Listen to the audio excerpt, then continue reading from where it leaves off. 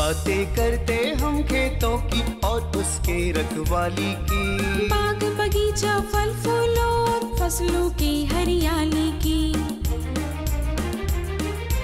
हम बीजों की बातें करते उत्तम जल संसाधन की, हम तकनीकी बातें करते फसलों के उत्पादन की। हर किसान का सपना सच हो जीवन सुखद बनाने को, गाँव-गाँव के हर आंगन का प्यारा सा ये दर्शन। कृषि दर्शन, कृषि दर्शन, कृषि दर्शन, कृषि दर्शन, कृषि दर्शन, कृषि दर्शन, कृषि दर्शन, कृषि दर्शन। नमस्कार किसान भाइयों, रिमझिम बारिश हो रही है, आप खेतों से काम करके थक के घर आए ही हैं और आपका अपना कार्यक्रम कृषि दर्शन शुरू हो चुका है। तो जल्दी से चाय की चुस्की लीजिए और हमारा ये कार्यक्रम देखिए। कार्यक्रम की शुरुआत करते हैं कृषि समाचार से। नमस्कार, कृषि समाचार में आपका स्वागत है। मैं हूं दिव्यांशु। आइए देखते हैं आज कृषि समाचार में क्या है खास। कोडरमा के किसान उद्यानिकी खेती के लिए ले सकते हैं अनुदान की सुविधा। चतरा के किसानों के लिए चलाई जा रही है मधुमक्खी पालन योजना और पपीता के बेहतर उत्पादन के लिए लगाएं उन्नत प्रभेद ताइवान रेड लेडी। अब समाचार विस्तार से। राज्य सरकार कोडरमा जिला के किसानों को बागवानी खेती करने के लिए प्रोत्साहित कर रही है। इसके लिए आम, अमरूद, आंवला, नींबू के नए फल बागों की स्थापना, पुराने बागों का जीर्णोद्धार, फूल एवं सब्जी फसलों की खेती और संरक्षित संरचना सहित कई सुविधाएं उपलब्ध करा रही है। इन सभी सुविधाओं में प्रति अवयव के लिए 50% अनुदान का प्रावधान है। कोडरमा के किसान इस योजना की जानकारी और आवेदन के लिए जिला उद्यान कार्यालय कोडरमा से संपर्क कर सकते हैं। चतरा जिला में मधुमक्खी पालन योजना चलाई जा रही है। इस योजना के तहत चतरा के किसान 80% अनुदान पर मधुमक्खी कॉलोनी यानी मधुमक्खियों के लिए बक्सा, मधुमक्खी हिप्स यानी छत्ता और 30 किलोग्राम वाला कंटेनर ले सकते हैं। चतरा जिला के किसान कृषक समूह, लाभुक समिति और महिला समिति इस योजना से लाभ लेने के लिए चतरा जिला उद्यान कार्यालय से संपर्क कर सकते हैं। किसान भाइयों, आप सब्जी फसलों की खेती कर रहे हैं तो खरपतवार नियंत्रण के लिए प्लास्टिक मल्चिंग जरूर करें। इस तकनीक में पौधों को छोड़कर क्यारियों के शेष हिस्से प्लास्टिक से ढके होते हैं, जिससे खरपतवार नहीं उगते हैं। सब्जी फसलों में जब प्लास्टिक मल्चिंग की जाती है तो जहां पौधे होते हैं वहां पौधों को बढ़ने के लिए प्लास्टिक को काट दिया जाता है, जबकि जमीन का शेष भाग प्लास्टिक से ढका होता है। इससे सब्जी के पौधों को धूप, हवा, पानी और नमी तो मिलती है, लेकिन बाकी के हिस्सों में इनकी कमी होती है। इससे घास पात नहीं उग पाते हैं। प्लास्टिक मल्चिंग से न सिर्फ खरपतवार नियंत्रित होता है, बल्कि रोग और कीट भी नहीं लगते हैं तथा उपज में भी बढ़ोतरी होती है। किसान भाइयों, बरसात के मौसम में प्लास्टिक मल्च ही एक अंतिम उपाय है, जिसको ज़्यादा अच्छी तरीके से अगर करते हैं तो ज़्यादा से ज़्यादा वीड कंट्रोल की संभावना बनती है। खरपतवार पर नियंत्रण के लिए क्योंकि ढका हुआ रहता है तो उसमें वीड आने की चांसेस बहुत कम होता है। जहाँ जहाँ पे आप काटते हैं, जहाँ जहाँ पे आप पौधा रहता है, वहीं पे थोड़ा बहुत खरपतवार आता है, जिसको आप निकाल सकते हैं और उसका निदान कर सकते हैं। पपीता का फल बाग लगाने के लिए सितंबर से पौधा रोपने का काम कर सकते हैं। झारखंड में पपीता के बेहतर उत्पादन के लिए उन्नत प्रभेद पूसा नन्हा, पूसा ड्वार्फ, पूसा डिलीशियस या ताइवान रेड लेडी लगा सकते हैं। किसान भाइयों, पपीता की 2 किस्में अभी जो चल रही है हमारे झारखंड में, रांची लोकल लोग करते हैं और दूसरी जो रांची लोकल के द्वारा जो निकली गई प्रजातियां हैं, पूसा नन्हा, पूसा डॉर्फ, पूसा डिलीशियस, उसका इस्तेमाल किया जाता है। ये ज़्यादातर इसमें नर और मादा अलग अलग आते हैं और इसीलिए इसमें जो है प्रति गड्ढा कम से कम 3 से 4 पौधा लगाया जाता है, जिससे कि ज़्यादा से ज़्यादा मादा पौधे निकले जाए। और वहीं दूसरी किस्म जो हाइब्रिड किस्मों में फ़ेमस है, आपका ताइवान रेड लेडी किस्म काफ़ी फेमस है, जिसको प्रति गड्ढा एक ही पौधा लगाना होता है, क्योंकि हर पौधे में इसमें फूल से फल बनता है। तो ये 2 किस्में फेमस है। अगर हाइब्रिड आप लगा रहे हैं तो इसका उत्पादन काफ़ी अच्छा होता है। एक पेड़ से कम आपको अगर अच्छा रखरखाव करेंगे तो 40 से लेकर 60 केजी तक आपको प्रति पेड़ मिल सकता है। वहीं लोकल की बात करेंगे, अगर इसका भी अच्छा रखरखाव करेंगे तो 40 से 50 केजी प्रति पेड़ इससे भी आपको उत्पादन मिल जाएगा। किसान भाई, आप यदि किसी फसल की बुआई कतारों में करना चाहते हैं तो इस काम के लिए कृषि उपकरण बिरसा बीज सा खाद ड्रिल का इस्तेमाल कर सकते हैं। ये उपकरण कतारों में बीज और खाद डालने का काम करता है। इस उपकरण की कार्यक्षमता 50 डिसमिल प्रतिदिन है। आज हम जानेंगे बैगन फसल में रासायनिक दवा के बिना कीट नियंत्रण के उपाय के बारे में। किसान भाइयों, बैगन का पौधा लगाने के 25 दिन बाद 125 किलोग्राम नीम की खल्ली और 60 दिन बाद भी 125 किलोग्राम नीम की खल्ली प्रति हेक्टेयर की दर से खेत में डालें तथा उसे मिट्टी से ढक दें। इससे बैगन में कीटों का प्रकोप नहीं होगा और उपज भी बढ़ेगी। और अब एक नजर राज्य के 5 प्रमुख शहरों के मौसम के मिजाज पर। आज राज्य के 5 प्रमुख नगरों के अधिकतम और न्यूनतम तापमान कुछ इस प्रकार दर्ज किए गए। रांची का अधिकतम तापमान 30 डिग्री सेल्सियस और न्यूनतम 23 डिग्री सेल्सियस। जमशेदपुर का अधिकतम तापमान 33 डिग्री सेल्सियस और न्यूनतम 25 डिग्री सेल्सियस। मेदिनीनगर का अधिकतम तापमान 32 डिग्री सेल्सियस और न्यूनतम 25 डिग्री सेल्सियस। देवघर का अधिकतम तापमान 32 डिग्री सेल्सियस और न्यूनतम 26 डिग्री सेल्सियस। धनबाद का अधिकतम तापमान 33 डिग्री सेल्सियस और न्यूनतम 26 डिग्री सेल्सियस रहा।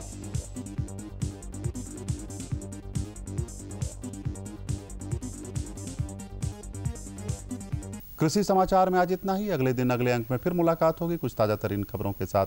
तब तक के लिए दीजिए इजाजत। नमस्कार, जोहार। केंद्र सरकार द्वारा प्रधानमंत्री मत्स्य संपदा योजना की शुरुआत की गई है। इसके तहत तटीय एवं अंदरूनी इलाके के मछुआरों के समेकित चिरस्थायी एवं समावेशी विकास हेतु वित्तीय प्रावधान किए गए हैं। लगभग 20,000 करोड़ रुपए इस योजना के अंतर्गत मछली व्यवसाय को आधुनिक एवं सुदृढ़ करने पर खर्च का प्रस्ताव है। इस योजना के माध्यम से मत्स्य व्यवसाय की आधारभूत संरचना का विकास किया जाना है। तो आइए इस विषय में पूरी जानकारी लेते हैं इस फीचर के माध्यम से। 3 दिशाओं में अथाह जल राशि से घिरे भारतीय उपमहाद्वीप में अनेक छोटी बड़ी नदियां, नहरें, तालाब, पोखर और झरने हैं। प्रकृति प्रदत्त इस अथाह जल राशि की उपलब्धता के बावजूद भारतवर्ष में मत्स्य उत्पादन और जलीय कृषि के क्षेत्र में कुछ एक योजनाओं को छोड़कर लंबे अरसे से कोई ऐसी ठोस योजना नहीं बन पाई थी जिससे इन क्षेत्रों में व्यापक परिवर्तन का आधार तैयार किया जा सके। जलीय कृषि को प्रोत्साहित करने और एक मजबूत मत्स्य प्रबंधन ढांचा स्थापित करने के लिए 2019 के केंद्रीय बजट में प्रधानमंत्री मत्स्य संपदा योजना की घोषणा की गई। इस योजना को अमलीजामा पहनाने के उद्देश्य से आत्मनिर्भर भारत अभियान पैकेज योजना के तहत इस योजना के कार्यान्वयन हेतु 15 मई 2020 योजना की 20,000 करोड़ रुपए की राशि प्रदान करने की केंद्र सरकार की ओर से घोषणा की गई। केंद्र सरकार द्वारा शुरू की गई यह योजना मछुआरा और मछली किसानों के सामाजिक आर्थिक विकास के साथ साथ एकीकृत और समग्र विकास तथा प्रबंधन के लिए एक मजबूत आधार प्रदान करेगी। इस योजना से 55 लाख से ज्यादा लोगों को रोजगार मिलने की संभावना है। वर्ष 2020-21 से प्रधानमंत्री मत्स्य संपदा योजना प्रारंभ की गई है।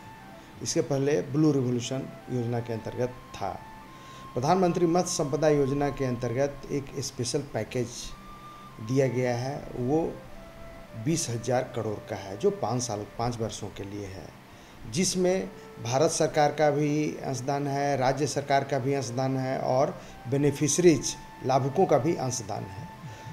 इसमें एक बात यह उभर कर सामने आई है कि जो जिस क्षेत्र में जितना भी दिया हुआ है, जिसका यूनिट कॉस्ट निर्धारित किया गया है, उसके अनुरूप कोई भी व्यक्ति अपना आवेदन दे सकता है। यदि फिशरीज का कोई नया इनोवेटिव भी काम करना चाहता है तो उसके लिए भी आवेदन दे सकता है। भारत सरकार और राज्य सरकार मिलकर इसे आगे बढ़ाना चाहती है। राज्य सरकार भी इस योजना को का जो भी ये अंशदान है उसको देने के लिए तैयार रहेगी। अब निर्भर करता है कि हमारे मत्स्य कृषक भाई बहन वो आगे आएँ और अपने सपनों को साकार करें। यह सही है कि इन योजनाओं में जो लाभुक जनित योजना है, बेनिफिशरीज ओरिएंटेड योजना है, इसमें लाभुक को भी अपना अंशदान लगाना होगा। यह मैं बता दूं आपको कि सामान्य कोटि के लोगों को 40% अनुदान मिलेगा किसी भी प्रोजेक्ट का फिशरीज में, चाहे वो तालाब बनाएं, चाहे रिसर्कुलेटरी एक्वाकल्चर सिस्टम लगाएं, केज कल्चर में, आरएफएफ में अर्थात पेन कल्चर में, फीड फैक्ट्री लगाने में, मछली का विपणन में, मार्केटिंग में, बहुत ढंग का कोल्ड स्टोरेज बनाने में, इन सभी योजनाओं में सामान्य लोगों के लिए 40%, अनुसूचित जाति जनजाति एवं महिला वर्ग के लिए 60% तक इसमें अनुदान, सब्सिडी, राज्य सहायता उपलब्ध कराई जाएगी। इस योजना का उद्देश्य एक स्थायी, जिम्मेदार, समावेशी और समान रूप से मत्स्य पालन क्षमता को दोगुना करना है।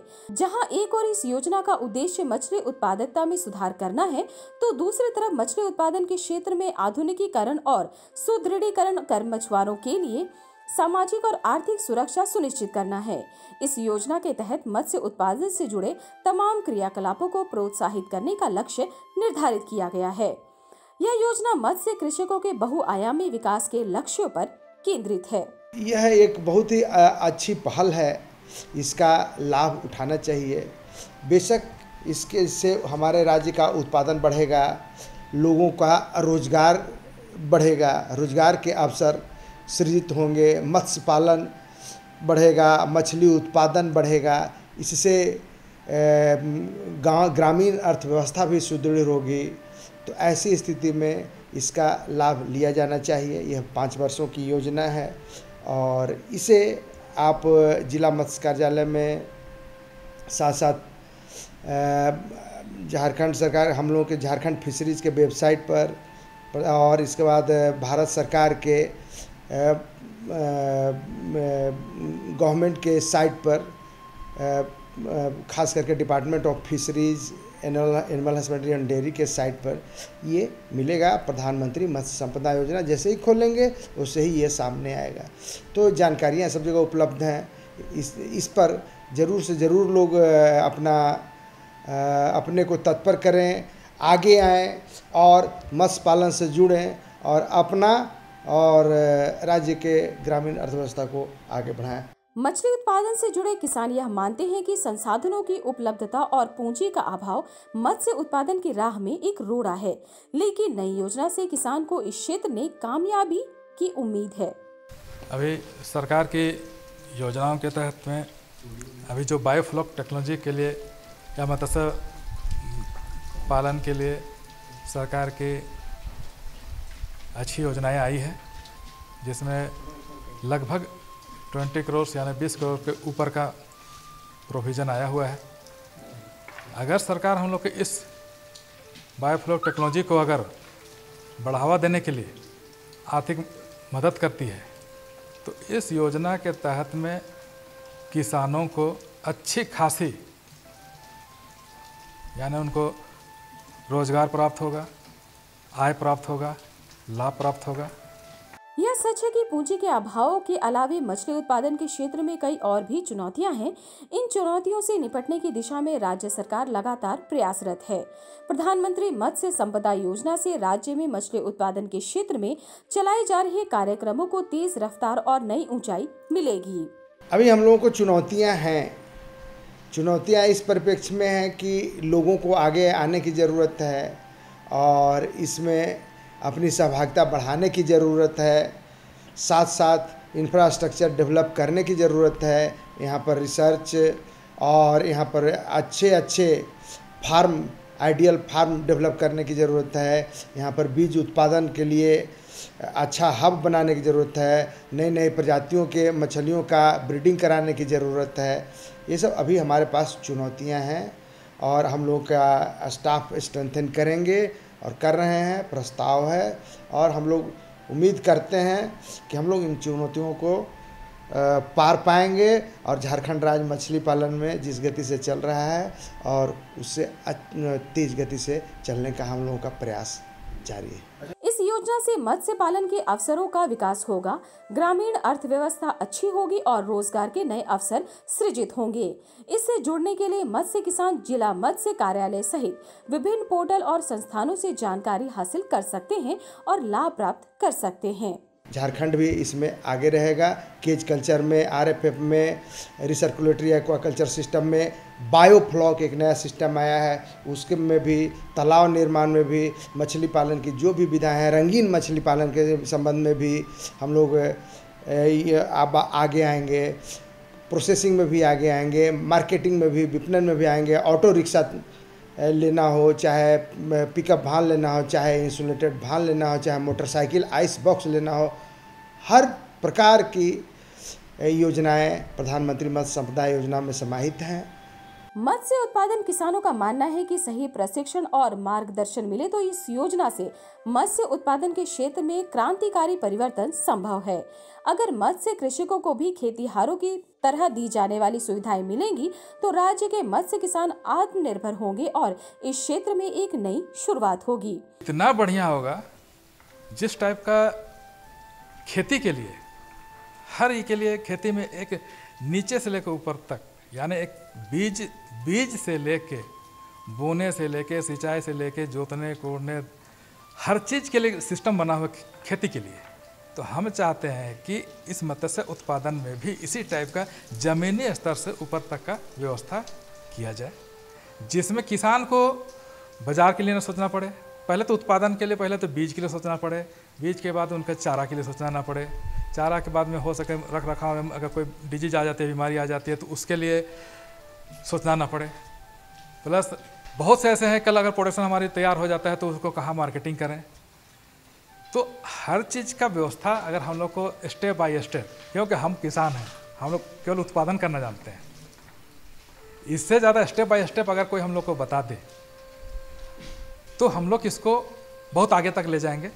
और ये भी एक मत्स्य आज तक बहुत ज़्यादा उत्पादन का ये नहीं है। हम लोग जैसे कि झारखंड में लोग देखते हैं कि सब इंपोर्ट होता है, बाहर से सब आता है, हैदराबाद से आता है, कलकत्ता से आता है। हमको लगता है कि 75% बाज़ार बाहर से ही है, 25% ही यहाँ का कवर करता है।